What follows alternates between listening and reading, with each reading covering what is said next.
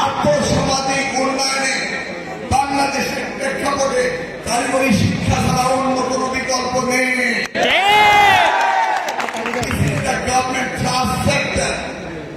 এই সেক্টরকে সবচেয়ে বেশি গুরুত্ব দিচ্ছেন মাননীয় প্রধানমন্ত্রী। তোমরা বুঝতে পেরেছ? এবং এটার দায়িত্ব পেয়েছি আমি। কোন অবস্থাতে কারিগরি শিক্ষাকে নেগলেক্ট করা যাবে না। কারিগরি শিক্ষাকে তোমরা আবার হায়ার এডুকেশনের সাথে নিয়ে যাও না। Higher education, engineering college, engineering university, সেই হায়ার এডুকেশন নিয়ে আমি বলছি না। দক্ষ মানব সম্পদ তৈরি করা, সেই কারিগরি শিক্ষার কথা বলছি। যে কারিগরি শিক্ষা হাতে কলমে শিখতে হবে, যে কারিগরি শিক্ষা এই দেশকে ডেভেলপ করবে। যেভাবে জার্মান, জাপান, ইউএসএ, কানাডা কারিগরি শিক্ষায় তারা উন্নত হয়েছিল বলেই তারা পৃথিবীতে সবচেয়ে বড় দেশ হয়েছে। এই কারিগরি শিক্ষার কথা বলছি। কারিগরি শিক্ষার মধ্যে যা উচ্চতর শিক্ষা যাবে তাদের জন্য শহীদ রাষ্ট্রপতি জিয়া রহমানের সময় থেকেই সেই সুযোগ দেওয়া আছে। সেই সুযোগ যারা নেবে এদিক থেকে পিরামিড, সকলকে পিরামিডের উচ্চে যাওয়ার কোনো প্রয়োজন নেই। কারিগরি শিক্ষা হচ্ছে স্বল্প সময়ে হাতে কলমে শিখে রুটি রোজগারি করে দেশকে স্বাবলম্বী করা, পরিবারকে সচ্ছল করা, সমাজকে সেবা করা। এই কারিগরি শিক্ষার মাধ্যমে আমাদের রেমিটেন্স বিপ্লব আনতে হবে। সেই কারিগরি শিক্ষা আমরা বলছি হাতে কলমে শিক্ষা। ইন্ডাস্ট্রি একাডেমিয়ার যে লিঙ্কের প্রয়োজন রয়েছে সেটা আমাদের করতে হবে। কারিকুলাম যেটা প্রয়োজন সেটাই করতে হবে। এখানে বাড়তি পড়ালেখা, অযাচিত পড়ালেখা, সময় নষ্ট করার কোনো প্রয়োজন নেই। বুঝতে পেরেছেন? সেই কারিগরি শিক্ষায় আমরা তোমাদেরকে দেব। আর যারা কারিগরি শিক্ষা হায়ার এডুকেশন করবে তাদের জন্য ইঞ্জিনিয়ারিং কলেজ রয়েছে, ইঞ্জিনিয়ারিং ইউনিভার্সিটি রয়েছে। শিক্ষকদের সমস্যা আমাদের অ্যাড্রেস করতেই হবে।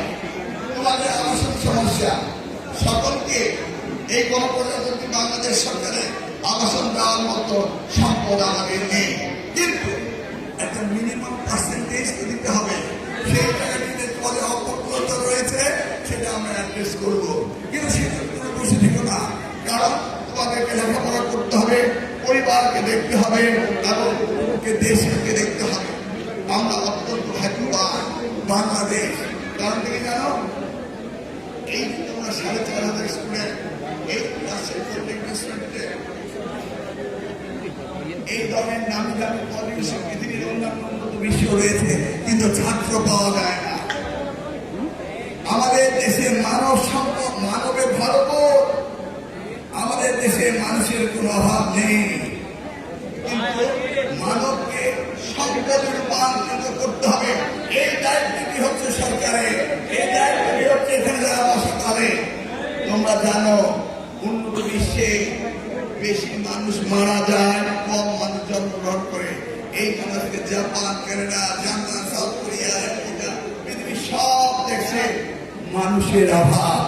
আর আল্লাহ আমাদেরকে এত বেশি দিয়েছেন, সেটাকে যদি সত্যিকার আমি ট্রেন করতে পারি এবং তাদেরকে যদি আমি এক্সপোর্টেবল আইটেম করতে পারি, আমাদের দেশ হবে বিশ্বের সেরা দেশ। আমরা ওই গ্লানি নিয়ে ঘুরতে চাই না যে মানুষে ভরা বাংলাদেশ, কিন্তু কাজের মুখ খুঁজে পাওয়া যায় না। এটা হতে পারবে না। আমরা highly densely populated country in the world. আমরা চাই আমাদের কান্ট্রি হবে ডেন্সলি হিউম্যান ক্যাপিটালের ভরপুর দেশ। বাংলাদেশকে করতে হবে আমাদের। এই সরকারের উদ্যোগ কারিগরি শিক্ষা। আমরা প্রত্যেকটি জায়গায় কারিগরি শিক্ষাকে গুরুত্ব দিচ্ছি, আগামী বাজারে কারিগরি শিক্ষাকে গুরুত্ব দিচ্ছি। অতএব তোমরাই হয়েছে ভাগ্যবান যারা কারিগরি শিক্ষায় আছো। আমি আর বক্তব্য দীর্ঘায়িত করি না, আমাদের বোর্ডের মিটিং রয়েছে, সেখানে আমরা যাবো। আপনাদের সকলকে ধন্যবাদ। আর অভিভাবক যারা রয়েছেন তারা সন্তানদের সহযোগিতা করেন, শিক্ষক যারা রয়েছেন আপনাদের যে সুবিধা অসুবিধা আছে এগুলি একটি একটি করে অ্যাড্রেস করা হবে। কোনোটাকে আনটাচ রাখা হবে না। সরকারের দায়িত্ব আপনাদের সমস্যা শোনা এবং তার সমাধান দেওয়া।